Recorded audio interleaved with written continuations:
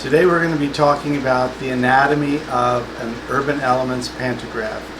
All of the information that we have loaded onto the paper pantograph for you to be able to purchase it and use it to the best of your ability.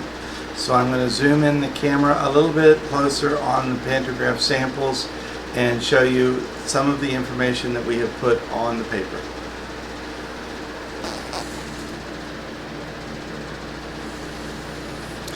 One of the first things you'll notice on an Urban Elements pantograph is we have a scaled down representation of the design here on the leading edge of the paper.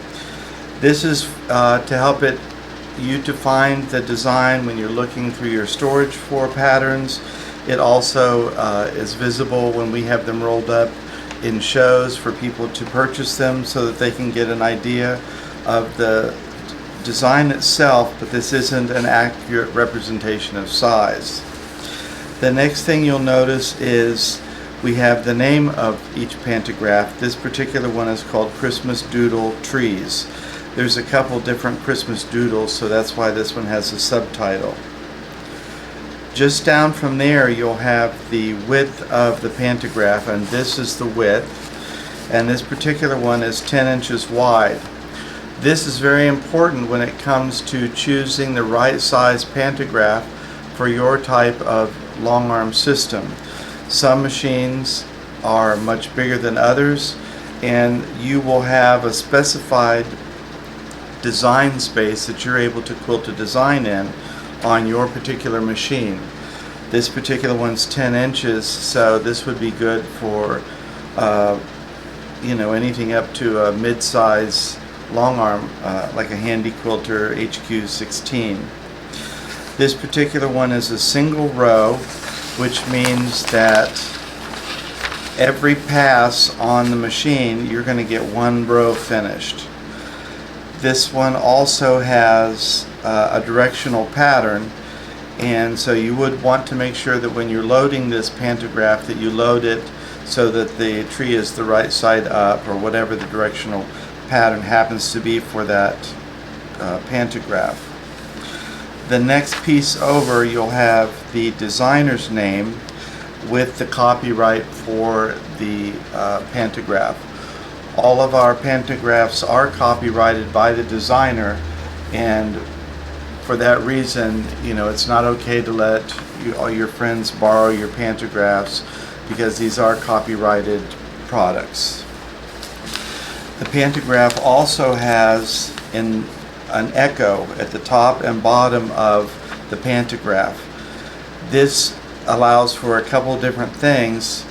One of them is when you're rolling up the pantograph, what you would do if you had just finished this row and this was the edge closest to the front of the machine, you would drop your needle here in this point.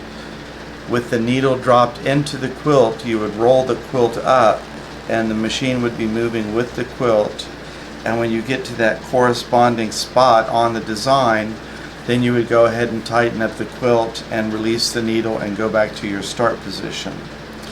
What this echo also does, especially on a design that has a lot of space in it, at the top or bottom edge of the quilt, if you need to fill in some spaces to make sure that the full quilt is quilted evenly, that's what these runs are for here. So you could go ahead and add these to the top or bottom of the quilt as needed. This particular quilt or pantograph is directional, so you would want to make sure that you load this the right way up. But some pantographs are directional and you might want to use them in a different way. And one way that you could accomplish that is by loading the quilt differently.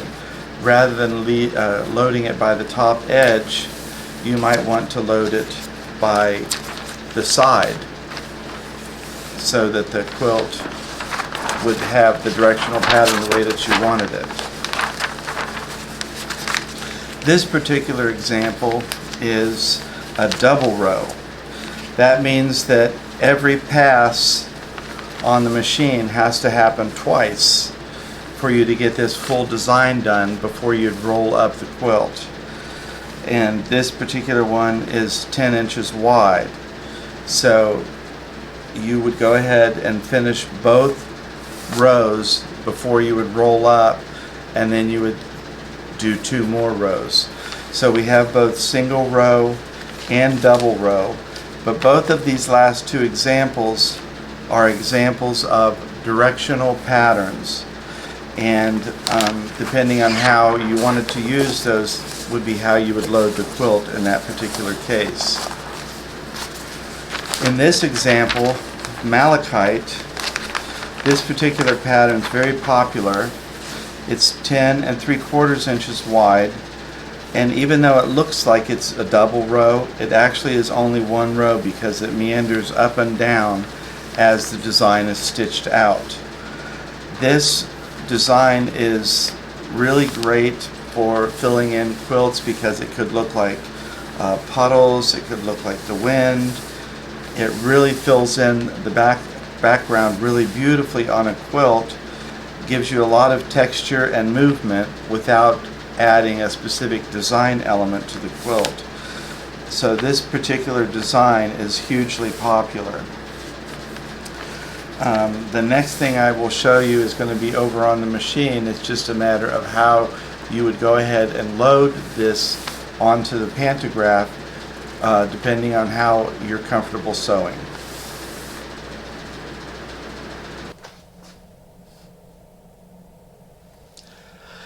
If you're really paying attention, and you might notice on my copy of this pantograph there's no echo at the top and bottom of this design. That's because I've had this design since 2008 when it was originally printed. The new print off on these particular panto would come with the echo as they do on all of our pantographs now. This particular pantograph is called American Beauty. It's still in our collection, and we have the leading edge of the quilt pantograph on the left hand side of the back of the machine. Many times when we're teaching, we recommend that people who are just starting off or who are having trouble following a pantograph will quilt from left to right. And the reason we say that is because since we're born, everything that we learn to do is from left to right, whether it's reading a book or reading signage in stores or municipalities. We see symbols left to right, we see writing left to right, and so we find that when you're learning to do a pantograph, or even later, some people are just more comfortable with their mind working from left to right reading the design. So this particular one here is laid out left to right with the leading edge, the header of the pantograph on the left end of the quilt. Sometimes that's not always possible, and you'll see on the next sample that we have the header on the right side because it's a directional pattern.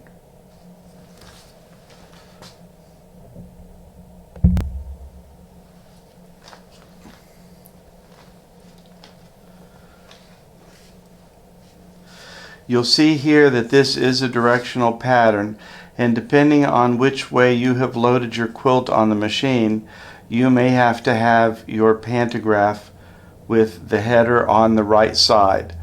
Also, we are aware that sometimes long arm manufacturers recommend that the machine moves from right to left. We don't always find this to be the case, but this is an option for you. The pantograph can be loaded on either direction. But even with a directional design, and this particular one is a Christmas tree, and so you'd always want it to be reading right side up. But if you had a striped design, you always have to load the pantograph this way, the length on the back of the machine. But you could load the quilt so that you have the side on the header and the footer of the machine so that the stripes go up and down rather than side to side, if that is more pleasing to the quilt design.